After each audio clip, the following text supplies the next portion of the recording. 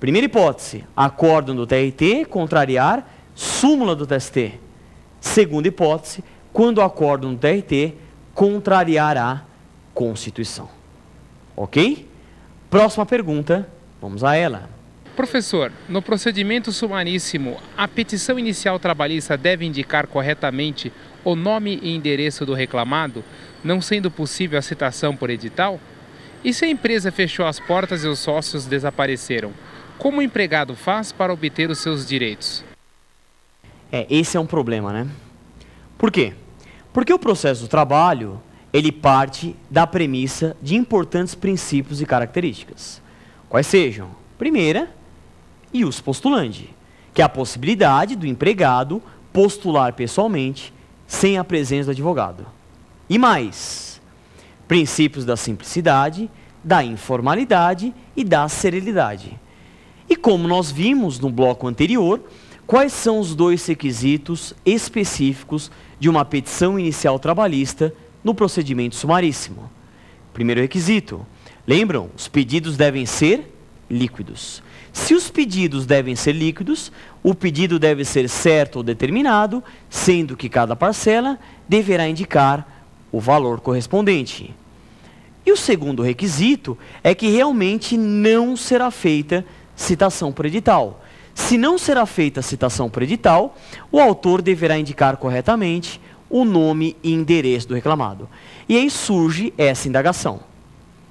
Se, por exemplo, o empregado apareceu para trabalhar, os sócios sumiram, a empresa fechou as portas, como é que faz?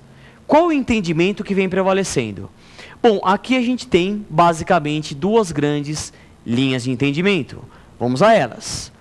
Primeira linha de entendimento. O advogado tem que observar mesmo o procedimento sumaríssimo de toda sorte e o juiz converte o procedimento sumaríssimo para procedimento comum ordinário e lá realiza a citação por edital. Conversão de procedimento com base no 765 da CLT e 130 do Código de Processo Civil. E há uma segunda linha de entendimento minoritária, aquela que eu falei, ela é majoritária, esta minoritária, mas muito boa por sinal, que é o juiz declarar a inconstitucionalidade incidente, tanto, do diploma consolidado, e aí realizar a citação por edital no próprio procedimento sumaríssimo. Mas o que vem prevalecendo é a conversão do rito, a conversão do procedimento. É isso, pessoal. No próximo bloco, terceiro e último bloco, veremos o X da questão. Como esses pontos são cobrados nas provas de exame de ordem e concursos públicos. Segura um pouquinho, daqui a pouco a gente vai ver a teoria na prática. Até mais.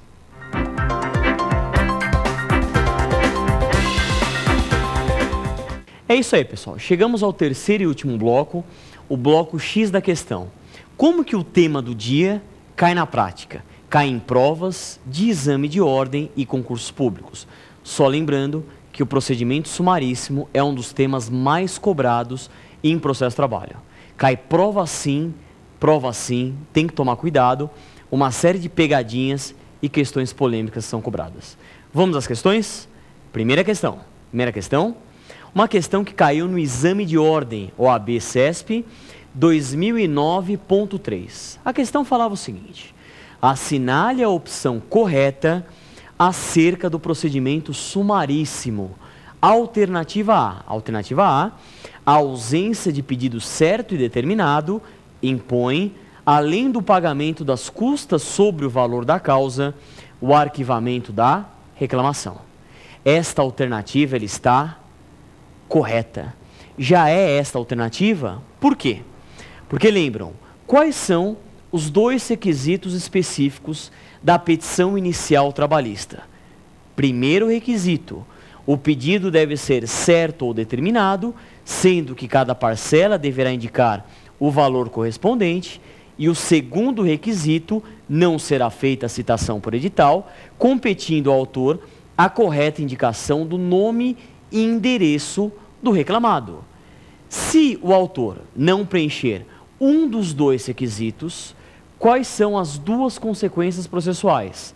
Primeira, arquivamento da reclamação trabalhista, extinção do processo sem resolução do mérito. E a segunda consequência, o reclamante será condenado ao pagamento das custas sobre o valor da causa. É o que fala o artigo 852, letra B, incisos 1 e 2 e parágrafo 1º da CLT. Ok? Então já é a alternativa A é a correta. Próxima alternativa. No âmbito desse procedimento, não será possível a produção de prova técnica.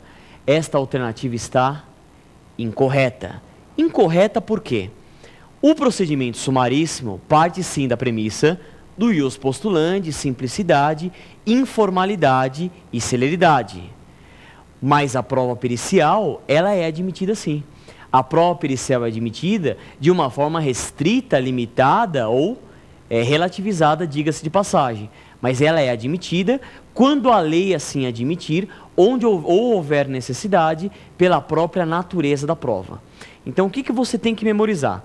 Que a prova pericial, ela é admitida sim no procedimento sumaríssimo, mas de uma forma mitigada ou relativizada, quando a lei assim dispuser ou quando a natureza do fato assim exigir.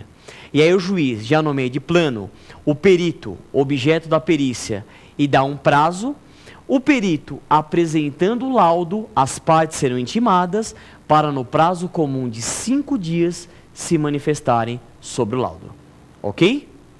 Próxima alternativa, alternativa C. Alternativa C, tal procedimento é aplicável aos dissídios individuais e coletivos, desde que o valor da causa não exceda 40 vezes o salário mínimo vigente na data do seu ajuizamento. Esta alternativa está incorreta. Incorreta por quê? Porque o procedimento sumaríssimo somente admite dissídios individuais. Portanto, dissídios coletivos não é cabível. Memorize isso também. Dissídios individuais, cujo valor da causa supere 2 salários mínimos até 40 salários mínimos. Dissídios coletivos, em nenhuma hipótese, são admitidos com o procedimento sumaríssimo. Ok? Próxima alternativa, alternativa D. Estão excluídas desse tipo de procedimento as demandas em que seja parte a administração pública direta, autárquica, fundacional ou sociedade de economia mista. Esta alternativa ela está incorreta. Incorreta porque, realmente, o parágrafo único do artigo 852, letra A da CLT, estabelece que quando for parte a administração pública direta, autárquica e fundacional, não é cabível o procedimento sumaríssimo. Ou seja, não é cabível o procedimento sumaríssimo quando for parte fazenda pública, pessoas jurídicas de direito público, União, Estados, municípios, Distrito Federal, autarquias e fundações públicas. E qual é a interpretação a contrário senso? Que empresas públicas e sociedade de economia mista observarão o procedimento sumaríssimo. Ok? Então está errada a alternativa D, porque sociedade de economia mista, a gente vai observar o procedimento sumaríssimo. Tranquilo?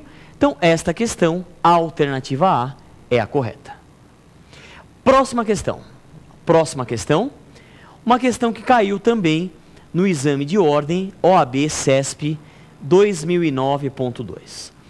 A respeito do procedimento sumaríssimo no processo de trabalho, assinale a opção correta. Alternativa A, ação trabalhista contra a autarquia federal, submete-se ao procedimento sumaríssimo, desde que o valor daquela não exceda a 40 salários mínimos. Esta alternativa ela está errada. Ela está errada por quê? Como eu falei, sempre quando for parte a administração pública direta, autárquica e fundacional, leia-se fazenda pública, pessoas jurídicas de direito público, a gente não pode observar o procedimento sumaríssimo. O procedimento sumaríssimo somente observado para empresas públicas e sociedades de economia mista, ou seja, pessoas jurídicas de direito privado. Tudo bem? Próxima alternativa, Alternativa B. Alternativa